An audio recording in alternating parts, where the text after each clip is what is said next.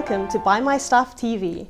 Today we're having the first episode of Fireside Chats, and we'll be speaking to one of the directors of BuyMyStuff, Dr. Jehron Pillay. So welcome, Dr. Jehron Pillay. Can you tell us, how did BuyMyStuff get started? Thanks for having me on the show, Nicole. It's a fascinating story. I've been working in the medical field and specifically been through clinics for over 20 years in the state, and seeing people's faces change, but their demographic, the level of poverty, the degree of unemployment, and general desperate state that the queues of the clinic looked like, sort of led to a question of how can we improve this? How can we get communities to increase their worth, have better access to healthcare, better access to logistics, and increase their standard of living? I'm really grateful to be part of a team where we have so many people that are socially conscious, social entrepreneurs we call ourselves, and who really want to make a difference. And the main thing we realized was that money left communities. At the end of a month, people got paid, especially sort of the middle, lower earning income communities. People got paid and they looked for the best value deal, and it went into outside big corporates. I, for example, say I'm in this community, I get paid a few $1,000 and I go to the biggest corporate store because I get the best value deal, and that money is gone. And we realized that if we circulate money, not necessarily increase the amount of money given, but circulate it, we will increase so much of value. For example, if there's 5 people in the community, scenario 1, 10 Rand comes to person 1 and it leaves the community when spent wherever outside of the community the person finds value. Where in scenario 2, that 10 Rand is spent buying goods from person 1, who then uses the same 10 Rand to buy something from person 2, and so on. If this circulates 1,000 times, then is essentially 10,000 Rand worth of goods and services being exchanged, and that's value. So we sat down and we said, what resources do we have as the 3J Investments Group, and how can we apply this, to this major project? And it took a life of its own. People got on board. We're fortunate to have a huge IT division as part of 3J Media. And we looked at barriers to entry. What is stopping people from becoming business owners, entrepreneurs, getting an additional passive stream of income? And the fantastic thing was, we literally listed them on a page and said, let's solve this, let's solve this, let's solve this. And we realized that traditional barriers were things like you have to register your business, you have to open a bank account. And these were real problems to the communities that we're focusing on. Online shopping has been restricted to people who have credit cards, who have bank accounts. You look at buying plane tickets, buying goods online, you have to have a credit card.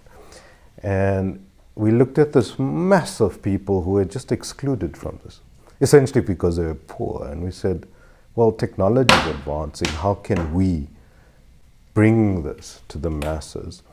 And that was how BuyMyStuff was born. Essentially, it's a marketplace where people can use geolocation, reviews. It's got all the power of the biggest online marketplace you can think of, but it's made available to every single person.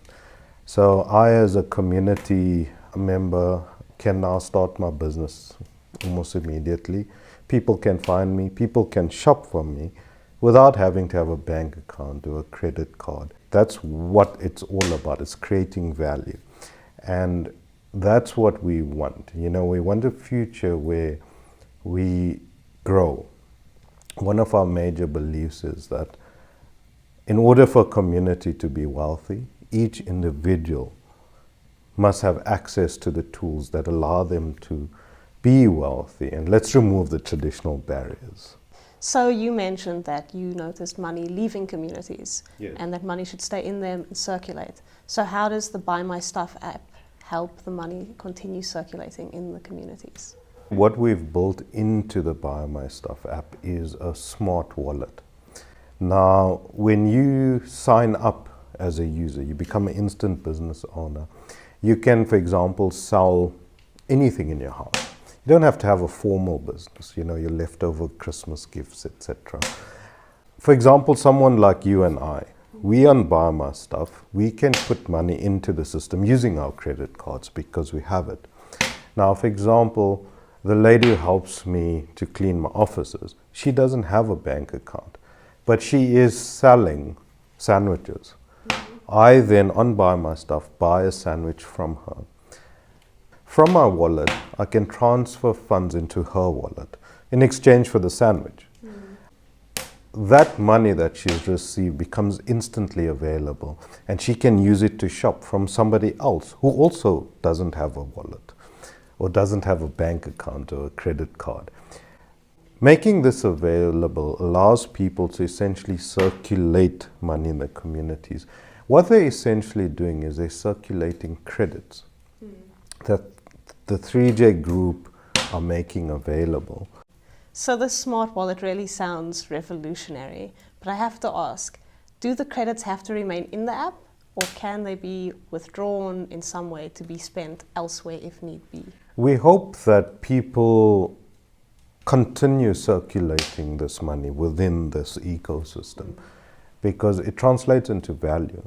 We hope that people see their local butcher and the local supermarket and the local tailor as places where they can transact and create value, because essentially it results in kids going to school and better health care, better standard of living. In the event that somebody wants the actual money, say for example to pay other things, they just make a withdrawal request from within the app and the money is transferred to the bank account. In order to do this, well, one, you should have a bank account, and two, we have to make sure that all the FICA requirements are met, So we will ask for proof of address, and there's multiple security measures. The app is extremely safe, it's extremely secure. And interestingly though, people may take time to get used to this, but the marketplace got incredible messaging communication systems, and people can shop with each other the traditional way. They can message people, you can use it as a classified shopping section. Ultimately, the aim is to create value, and we know that this is what it's going to do. It is revolutionary, and we're extremely passionate about it. Yeah, it really sounds great. So is the eventual goal then for the BuyMyStuff app to have every single kind of shop and experience that a user would want, so that the money can remain in it and circulate? So for example, that there would be clothing stores and food stores and everything that somebody could want. Yeah, the dream and the vision is to revolutionize interpersonal shopping, make it community-based, and build together the world's biggest flea market, where individuals have control, they have access to technology that makes them create value for their families, for their communities. And as that circle gets bigger, we can take a lot of our problems that we experience as citizens into our own hands. And, creating value in that sense, where there's a will, where there's somebody who wants to succeed, you have an ecosystem where all the traditional barriers are removed. So on BuyMyStuff, people can create shops, and you said anyone can become a business owner. But what, in your opinion, does it take to become a business owner that's successful and booming? Being a business owner, there is a lot of misconception about what it is. People think that, being a business owner entails having offices and products and staff, and it's a big schlep. The thing is, being a business owner is about taking your future into your own hands and creating value, and being able to transact on the most basic level for goods and services make you a business owner. So I think this is a good time or good question to explain the BuyMyStuff ethos. Internally we talk about it a lot. It's become part of us, and these are 4 pillars that we base everything on. Now, the 4 pillars that we talk about, that is part of our culture, it's who we are essentially, is talking about what's our purpose in life, what's the meaning, what is it all about in creating value, in growing our communities, and having each and every one of us have potential. And our purpose in life is just to fulfill that potential, maximize it. Now, if your potential is to be the best mother, the best caregiver, the best father, best brother, the best business owner, to be in your career, whatever it is, to deliver service, it's your sort of duty or the purpose of your life to fulfill that or try and reach it. And the meaning of life, which is the second pillar, is giving back. And giving back, when we all die, we believe that you should have given back more to the world than you took as a human being. And that's a life worth living. That's a life of value. So the third pillar is, the first two pillars answer the question why. Why should I do this? The second pillar answers the question how, because the average business person asks, how do I do this? How do I do it? And it's not an answer of like step one, step two. The answer to that is create value. Whatever you do, in your relationships, in your business, in anything that surrounds your existence, create value. It's not about money. Money is just a measure of how much of value you create. And if we create an ethos and a mindset of people creating value, you automatically create wealth. It's something that happens as a byproduct of creating value. And the fourth thing is being persistent. We often give up at the first hiccup or the first time there's a glitch in the app or there's something goes wrong, or our business, or we have a fight with our spouse, or you name it. You have to be persistent. You have to believe in your potential. You have to really honestly want to give back. You have to create value where you feel yourself rise as a human being. And you have to do it all the time. It has to become who you are. And that answers the question of how.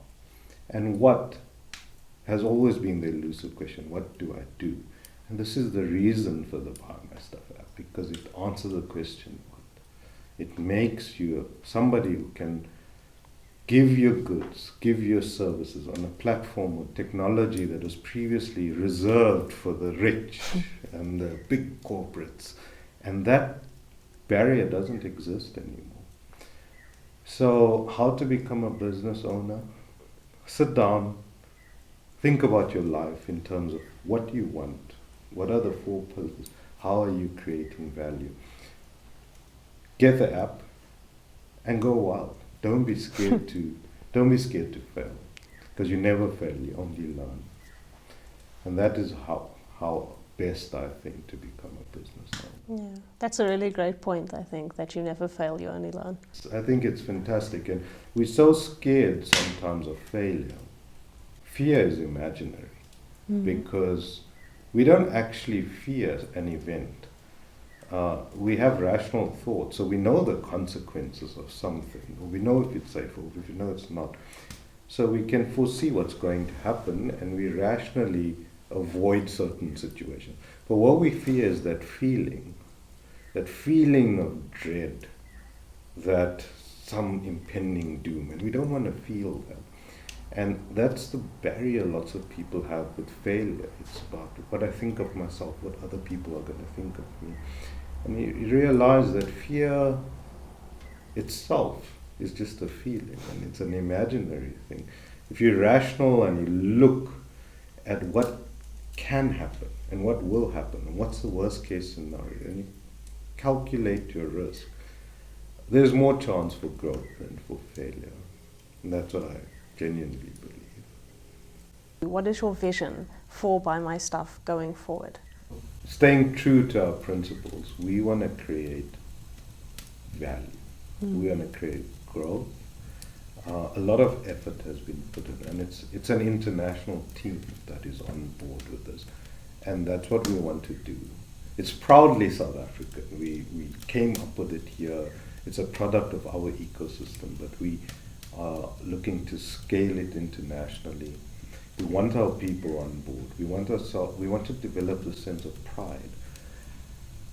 The technology can be made available anywhere in the world, and we're looking to grow it. We're looking to grow it as a company, as a community, as a nation. In the future, we want to allow opportunity for people to get involved. We want to scale it. We are in the process of arranging free data. Data is a problem, and hopefully soon we'll be able to partner with one of our huge telecoms businesses in the country to offer free data for people to use this. And eventually, we hope that it spreads like wildfire. It's not here to replace the traditional way that business is done. It's not here to replace us. It's here to augment it. It's here to create value. It's here to give that family an additional stream of income, to enable growth. And what I see in the future is a change, better life for all of us, and a legacy that we can be proud of, that one day we have given back more than we took. Thank you so much for joining us today on our first episode of Fireside Chats. It was really insightful, and I'm sure that our viewers gained a lot more info about BuyMyStuff and can see now that the app is homegrown and South African and comes from a really authentic place. So thank you so much for joining us today and giving us your valuable time. Thank you so much, Nicole. It's an absolute privilege to be the first person. I'm sure you're going to have many, many more people on this show, and hopefully we can change lives together. Hopefully it can grow. And thanks again. Thank you to our viewers for watching this first episode, and we look forward to bringing you more. Hopefully one day soon we'll have some of our vendors sitting in this chair, and it might be you.